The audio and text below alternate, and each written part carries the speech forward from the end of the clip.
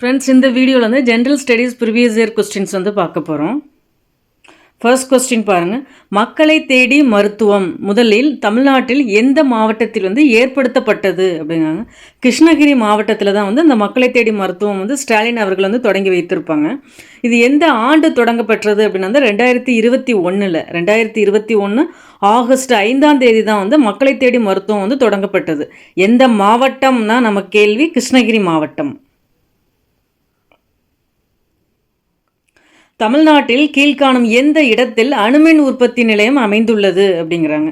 அணுமின் உற்பத்தி நிலையம் தான் இது ஃபுல்லாகவே கொடுத்துருக்காங்க. அதில் தமிழ்நாட்டில் வந்து எதுதான் நமக்கு கேள்வி. கல்பாக்கம், கூடங்குளம் 2 இடத்துலையுமே அணுமின் உற்பத்தி நிலையம் வந்து இருக்குது. இதில் நமக்கு கூடங்குளம் தான் வந்து கொடுத்துருக்காங்க. ஸோ ஆப்ஷன் வந்து பி தான் வந்து கரெக்டு. தமிழ்நாட்டில் கீழ்காணும் எந்த இடத்தில் அணுமின் உற்பத்தி நிலையம் அமைந்துள்ளது அப்படின்னா ஆப்ஷன் பி கூடங்குளம். இந்தியாவின் மிக பழமையான மடிப்பு மலைத்தொடர் எது அப்படின்னா வந்து ஆரவள்ளி மலைத்தொடர். இந்தியாவின் மிக பழமையான மடிப்பு மலைத்தொடர் எது அப்படின்னா வந்து ஆரவள்ளி மலைத்தொடர். ராஜஸ்தானில் தான் வந்து இருக்கும் அது. அடுத்து பாருங்க, இந்தியாவில் முதல் புறநகர் ரயில் போக்குவரத்து எங்கு தொடங்கப்பட்டது அப்படிங்காங்க. புறநகர் ரயில் போக்குவரத்து அப்படின்னாவே மும்பை. இதே மெட்ரோ ரயில் சேவை எங்கே தொடங்கப்பட்டது முதல்ல அப்படின்னா வந்து கல்கத்தாவில் தான் தொடங்கியிருப்பாங்க. மெட்ரோ ரயில் சேவை முதலில் தொடங்க பெற்றது எங்கே அப்படின்னா வந்து கொல்கத்தாவில். இதே இந்தியாவில் முதல் புறநகர் ரயில் போக்குவரத்து எங்கு தொடங்கப்பட்டது அப்படின்னா வந்து ஆன்சர் மும்பை.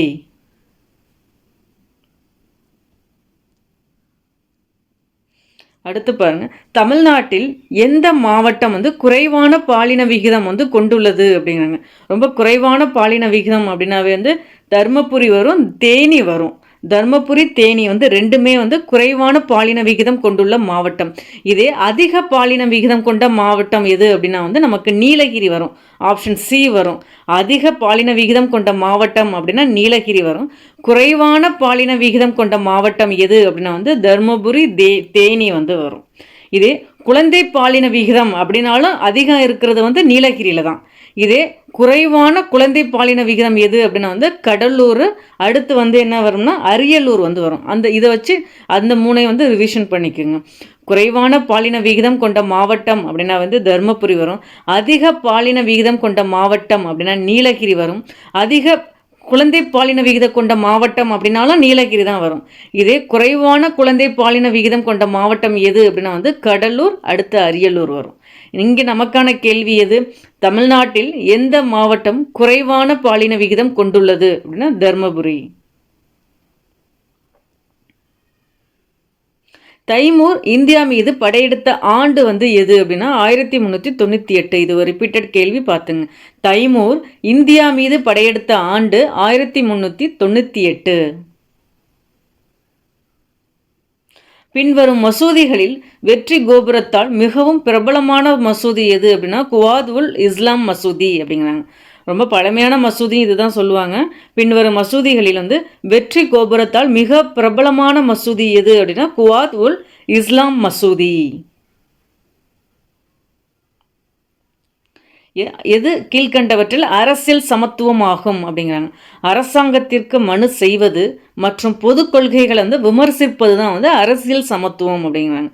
கீழ்கண்டவற்றுள் எது அரசியல் சமத்துவம் அப்படின்னா அரசாங்கத்திற்கு மனு செய்வது மற்றும் பொது கொள்கைகளை வந்து விமர்சிப்பது தான் வந்து அரசியல் சமத்துவம். அடுத்து பாருங்க, டேஷ் எழுத்துக்களில் காணப்படும் மெழுக்கா என்ற குறிப்பு சிந்து பகுதியை வந்து குறிப்பதாகும் அப்படின்னா கியூனிஃபார்ம் எழுத்துக்கள் தான். கியூனிஃபார்ம் எழுத்துக்களில் காணப்படும் மெழுக்கா என்ற குறிப்பு தான் வந்து சிந்து பகுதியை வந்து குறிப்பதாகும். அடுத்து பாருங்க, இந்திய அரசியல் அமைப்பானது தேர்தல் ஆணையம் வந்து சுதந்திரமாக செயல்பட வழிவகை செய்கிறது அப்படிங்கிறாங்க. சுதந்திரமான மற்றும் நியாயமான தேர்தலை நடத்த உறுதி செய்கிறது. இதில் வந்து ஏ மற்றும் ஆர் இரண்டும் சரியானது, மற்றும் ஆர் ஏவை வந்து விளக்குகிறது அப்படிங்கிறாங்க. ரொம்ப ரெண்டுமே கரெக்டு தான். இந்திய அரசியலமைப்பு வந்து தேர்தல் ஆணையம் சுதந்திரமாக செயல்பட வழிவகை செய்கிறது. அது சுதந்திரமான மற்றும் நியாயமான தேர்தலை நடத்த வழிவகை செய்கிறது. ஸோ ஆப்ஷன் ஏ தான் வந்து கரெக்டு. உலகிலேயே எழுதப்பட்ட மற்றும் மிகவும் நீளமான அரசியலமைப்பு எது அப்படின்னா வந்து இந்திய அரசியலமைப்பு தான். உலகிலேயே எழுதப்பட்ட மற்றும் மிகவும் நீளமான அரசியலமைப்பு எது அப்படின்னா வந்து இந்திய அரசியலமைப்பு.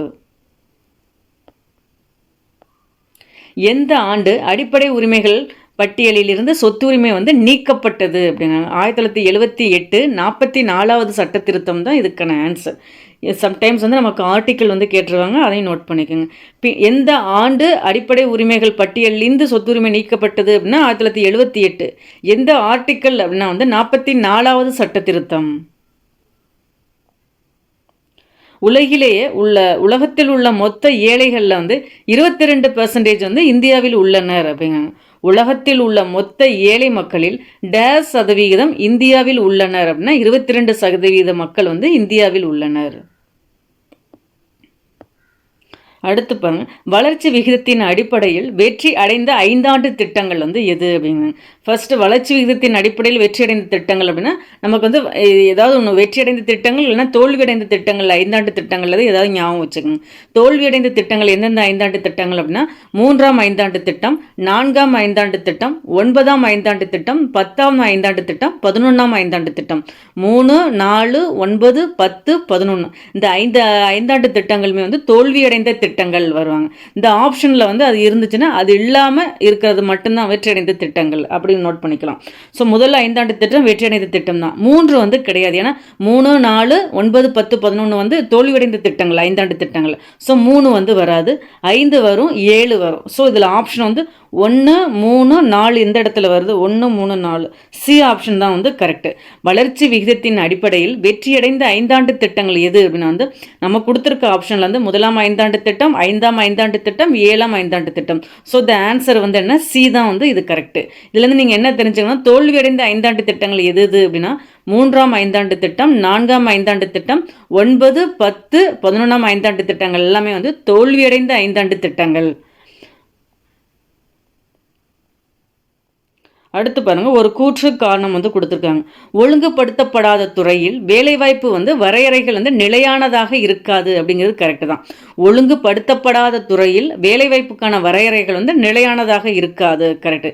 இந்த துறை சுய தொழில் புரியும் ஏராளமான சிறு அளவில் தொழில் செய்வோரை உள்ளடக்கியது, அதுவும் கரெக்டு தான். இத்துறை சுய தொழில் புரியும் ஏராளமான சிறு தொழில் செய்வோரை உள்ளடக்கியது. ஸோ ஏயும் கரெக்டு, காரணமும் கரெக்டு. ஏக்கு வந்து என்ன, ஆர் வந்து கரெக்டாக இருக்குது அப்படிங்கிறத கேள்வி. கூற்று ஏ மற்றும் காரணம் வந்து சரின்னு சொல்கிறாங்க. கூற்றுக்கான காரணமும் வந்து சரி அப்படிங்கிறாங்க. ஒழுங்குபடுத்தப்படாத துறையில் வேலைவாய்ப்புக்கான வரையறைகள் நிலையானதாக இருக்காது. இந்த துறையில் வந்து சுய தொழில் புரியும் ஏராளமான சிறு அளவில் தொழில் செய்வோரை உள்ளடக்கியது அப்படிங்கிறாங்க. ஸோ ரெண்டுமே கரெக்டு தான். ஓகே ஃப்ரெண்ட்ஸ், இதில் வந்து previous year questions general studies வந்து பார்த்துருக்கோம். பிடிச்சிருந்தா வந்து லைக் பண்ணுங்கள், உங்கள் ஃப்ரெண்ட்ஸுங்களுக்கும் ஷேர் பண்ணுங்கள், சேனலை சப்ஸ்கிரைப் பண்ணனாலும் சப்ஸ்கிரைப் பண்ணுங்கள். தேங்க்யூ.